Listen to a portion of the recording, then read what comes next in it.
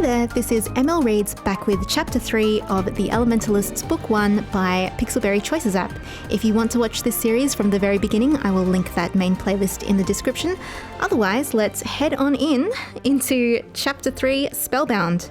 Grab your book bag. Will you survive your first class at Penderghast? Play now. And here's the beautiful opening title screen.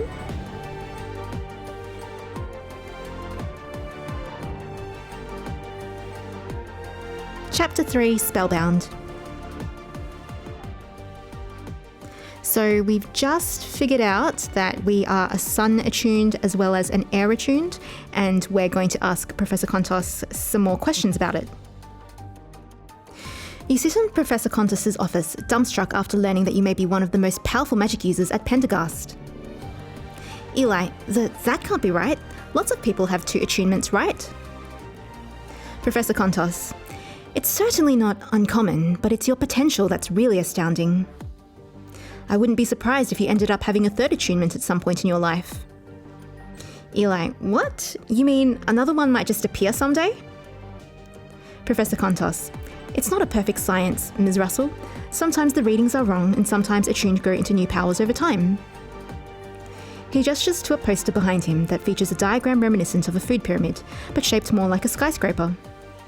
On the bottom line are the symbols for earth, water, air, and fire. Above that, on their own line, are wood and metal, and higher still, sun and moon. Professor Kontos.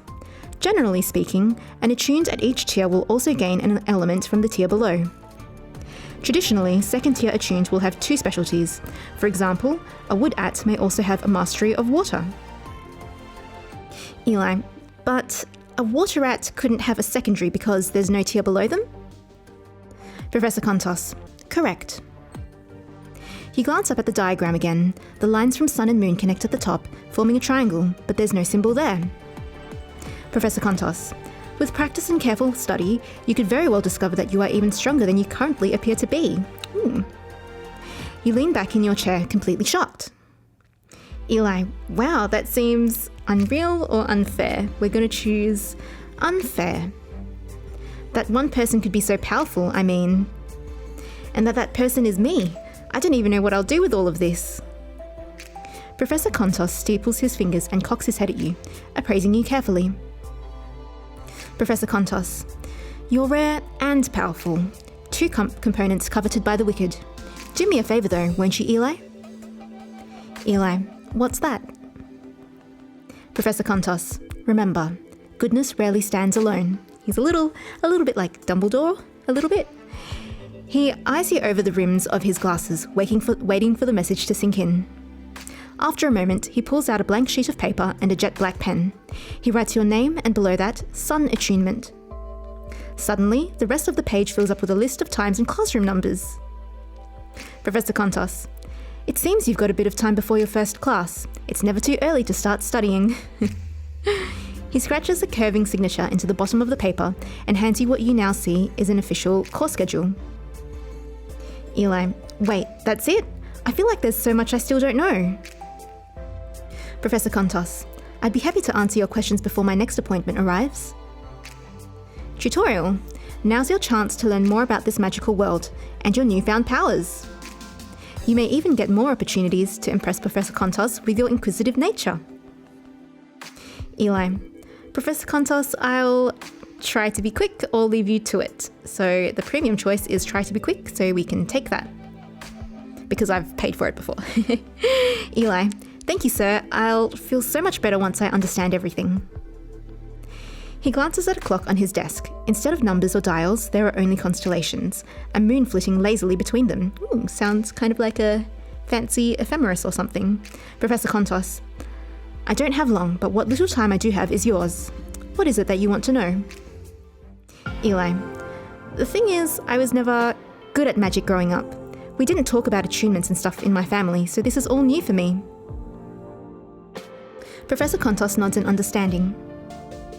Professor Kontos, some families emphasize attunements more to their children than others. Not knowing yours is by no means a pitfall. You're not alone, Eli.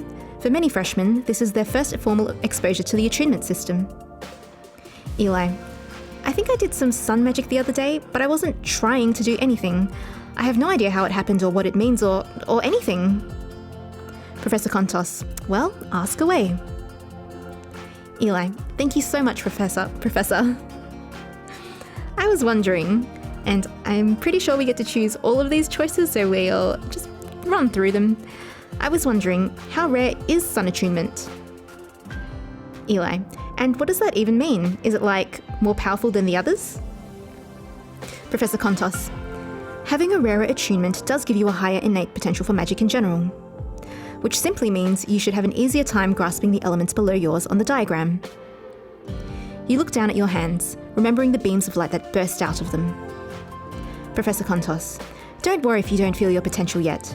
You've only just begun your higher education and have plenty of time to develop your skills. Eli, I think it'll take a while to wrap my head around the idea that I have all this power inside me. But it definitely makes me feel pretty cool. I was wondering, what does being a sun attuned mean about me? Professor Kontos, well, it would be a little oversimplistic to say that all sun attuned are characterized by the same set of traits. But you'll often hear that sun ats have an optimistic outlook on life, are very loyal, and are skilled at getting people to work together. Eli, does being a sun at also mean I boost people's moods? I know that's what vitamin D does. Professor Kontos, that is something one hears often about sun ats, yes? Sun ats are quite sensitive to their environments and tend to thrive only in the ones that are right for them. Oftentimes, sun ats need to find their niche in order to bloom to their full potential. Eli, here's hoping Penderghast is mine. I was wondering, what kind of magic is easier for me? Professor Kontos, I'm sure you can make an educated guess here. Eli, magic that involves sunlight? Professor Kontos, correct. Spells related to warmth should come to you naturally, and you'll have an easier grasp over spells performed during daylight. Interesting. Your secondary attunement also makes performing spells of that element easier. Eli, that's sure gonna come in handy. I was wondering, how do I study my attunement? Can you teach me a cool sun spell right now? Professor Kontos lets out a jovial laugh. Professor Kontos, I'm afraid I can't. You'll be taking specialised lessons with Professor Swan, the Sun At advisor, later in the year. Eli, so Professor Swan will teach me all the cool stuff, like how to explode stars or keep the sun from setting and create an endless summer? Professor Kontos, Professor Swan will instruct you in how to tap into your magical potential. That involves directing it, strengthening it, and so forth.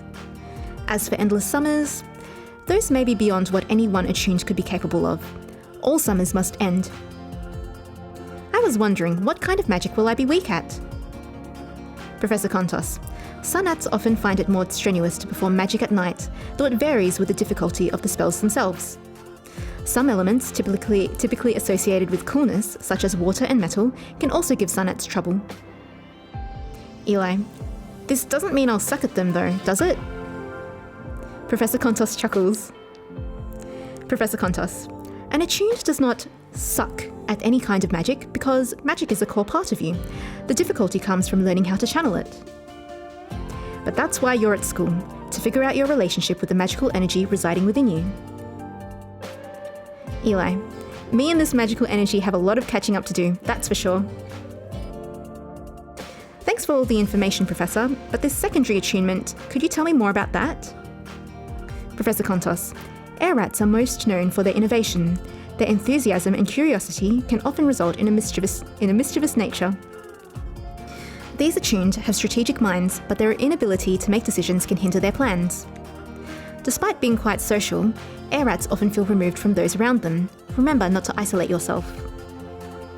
Eli, I feel like an open book. Professor Kontos, don't worry, Eli. Learning your attunement is only the first step in the puzzle of attuned magic. The ability to do magic is innate, and all attuned have at least one attunement because your potential needs a way to be channeled. Attunements are why some attuned have an easier time with fire magic or water magic, or whichever element or elements they favour. Eli, so attunements are just the natural way your magical potential manifests itself. Professor Kontos nods, smiling broadly. Professor Kontos.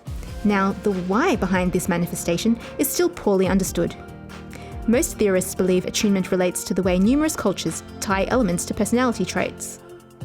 This is why attunement testing asks students to respond to questions and scenarios quickly and honestly, without time for overthinking. Eli. I guess that does make sense. The magic I performed happened when I needed it, not because I was trying to make it happen. There's a knock at the door and a red-faced boy, Kontos' next appointment, peeks his head in. Eli. I have one more quick question.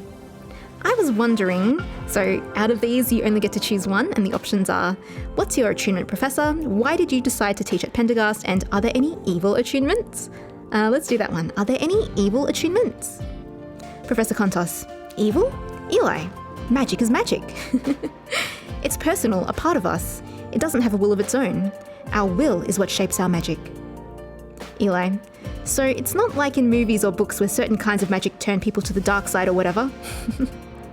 Professor Kontos gives a little shake of his head, chuckling. Professor Kontos. That's purely fiction. In reality, our magic can't get into our heads and control us like we're puppets on a string. And while there may be disciplines that... Well, you're only a freshman, there's time for that. Ooh, what was he going to say? Eli, time for what? Professor Kontos. Eli, your focus for now is getting a strong handle on the basics. Study the theories, practice, and embrace all that magic is. Your undergrad is a time for learning, not contemplating overinflated ideas like good and evil. The boy knocks again, this time a bit harder. Professor Kontos. It looks like our time is up. I hope your inquisitive mind isn't going to make you late to your next class. Eli. Don't worry, I've got plenty of time. Thanks for answering all my questions, Professor. Professor Kontos. Thank you for asking. I look forward to having you in class, Eli. You bid Professor Kontos goodbye and head out of the greenhouse. Just gonna get a drink. As soon as you enter Penderghast's main hall, you run right into Griffin. Griffin. Hey, there she is. How'd the exam go? Eli. Good. Really good, actually. Zeph. Eli! Shreya and Zeph rush over from the other end of the hall, grinning broadly. They're like friends now, Zeph. You're Griffin Langley, a sophomore and the Thief team's star player. I'm Zeph, short for Zephyr. He knows everyone, Zeph. Zeph looks at him starry-eyed as he shakes his hand. Griffin laughs. Griffin, nice to meet you. Shreya, yes, we're all friends now, blah blah. She turns and takes your hand in both of hers, practically jumping with excitement. Shreya, so, what's the verdict? Eli, I'm a sonat. For a second, Zeph, Shreya, and Griffin stare at you silently, their eyes wide. Griffin, you're a sonat? Eli, yup, and heir too, I guess. Griffin lets out a low whistle. Griffin, 2 attunements, huh? Eli, I know, I can barely believe it myself, especially since I didn't even know I was attuned. I mean, that I was such a powerful attuned. Nice cover-up. Zeph, you are seriously the first sonat I've ever met in my whole life. Eli, Kontos even said I may end up having a 3rd attunement one day. Zeph, oh man, being a 3rd tier must be so cool. I'm so jealous. Eli, it's really not that impressive. Shreya, nonsense, Eli. Sun and Moonats are just about as powerful as they come. Well, as powerful as you can be these days. Griffin, your friend's right. It's pretty damn cool. Don't be so modest.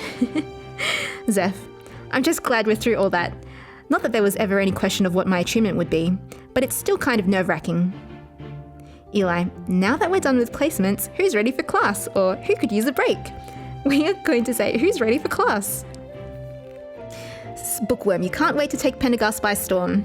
Eli, I seriously cannot wait to learn my first spell. Griffin, no way.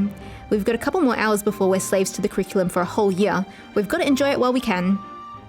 Zeph, I agree with him. We should celebrate getting our official attunements.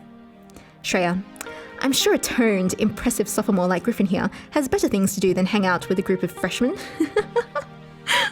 Griffin, this might make me sound kind of lame, but I really don't. What did you have in mind? Shreya, ooh, what about that new Mysterium in Penn Square? There was an article about it in the latest issue of Fire, and I've been dying to check it out. Eli, I don't know, shouldn't we use this time to study or something? Your friends give each other a look before Zeph and Shreya loop their arms through yours and lead you toward your dorm. Eli, hey! Shreya, Eli, what could you possibly need to know before the very first class of the year? Griffin, come on, live a little, you won't regret it.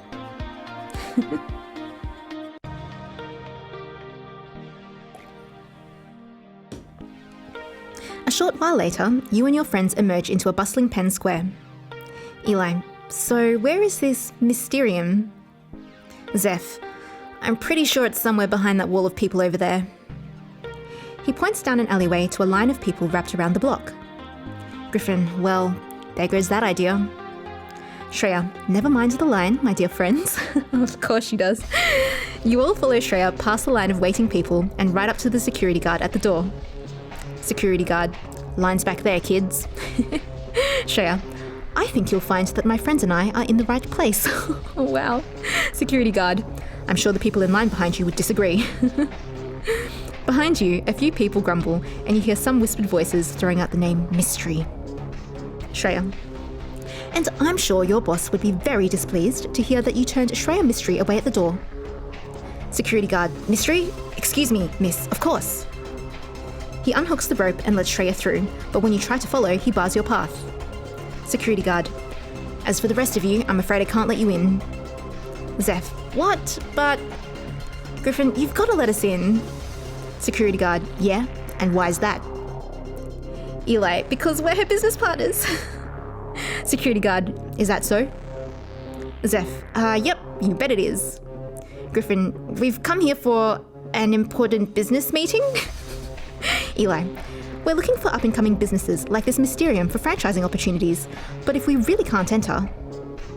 The security guard looks at the line of people behind you, then at Shreya behind him, weighing his options. Finally, he moves aside to let you through.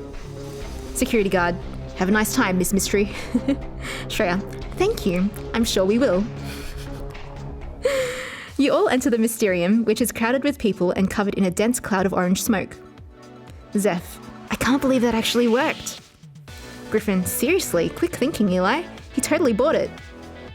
Eli, hey, what can I say? I've conned my way into a few heavily guarded clubs before. You follow the hostess to a secluded table in the corner and on the way, marvel at the multicolored lanterns bobbing near the ceiling. At the table next to you, a group clusters around a lantern. As they light it, it starts to overflow with smoke-filled bubbles until the whole table is obscured by them. Eli, so this is a Mysterium? A place where the lanterns make bubbles? Griffin, they don't just make bubbles, they're all laced with potions that have different effects. Zeph, I went to one once, and the smoke from our lantern played out an entire Shakespeare play. As you take a seat at the table, 3 lanterns drift down from the ceiling. One is an emerald green, another a cerulean blue, and the last one a deep, solid grey. Shreya, Eli, since it's your first time, why don't you choose? Eli, okay, but how do I know which one I should pick? Zeph, you don't, that's why they call it a Mysterium.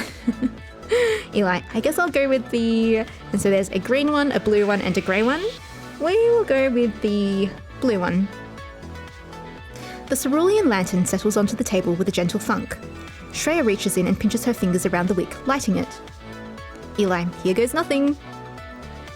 Suddenly, gallons and gallons of crystal clear water cascade out of the lantern. Eli, whoa! Soon, the Mysterium disappears around you as you're completely engulfed in the water. You open your mouth to scream, expecting to swallow water, and find that you can breathe. Zeph, check it out! When you look down, you see that the floor and couches have been replaced with a coral reef, and out of the lantern swims a school of colourful fish. Shreya, hey, that tickles! A few of the fish tangle in Shreya's hair, making her giggle. Behind her, Griffin is investigating the coral below. Griffin, Eli, over here. You swim over to him and peer into one of the reefs.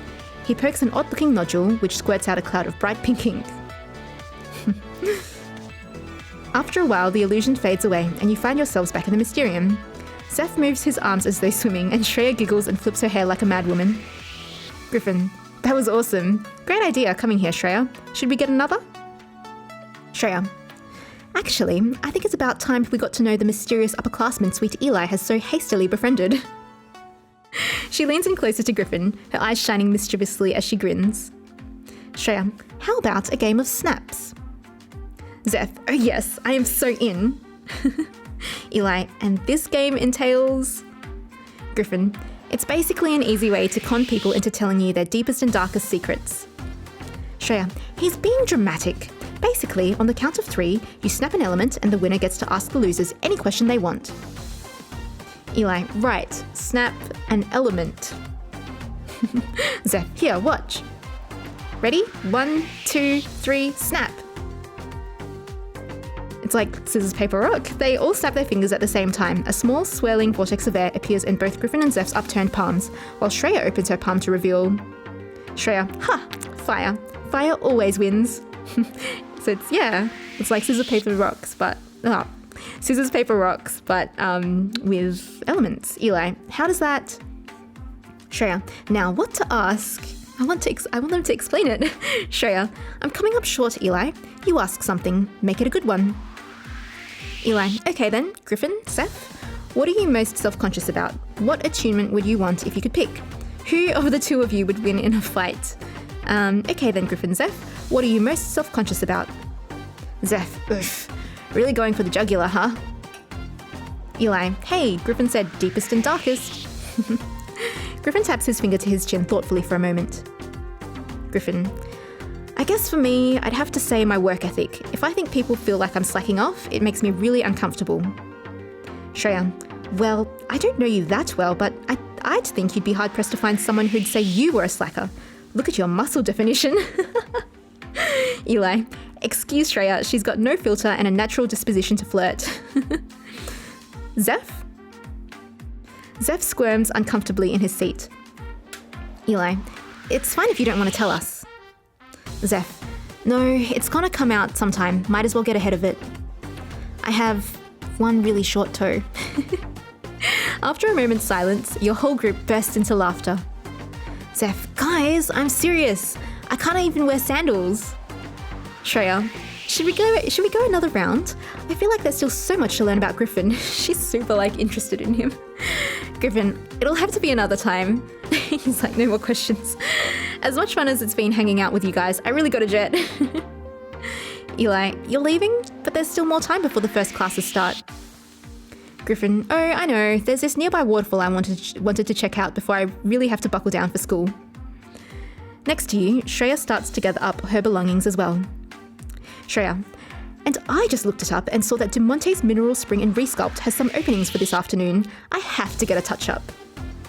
Zeph, do you think your street cred stretches far enough that they won't kick me out the second you leave? Shreya, they wouldn't dare, dear Zephyr.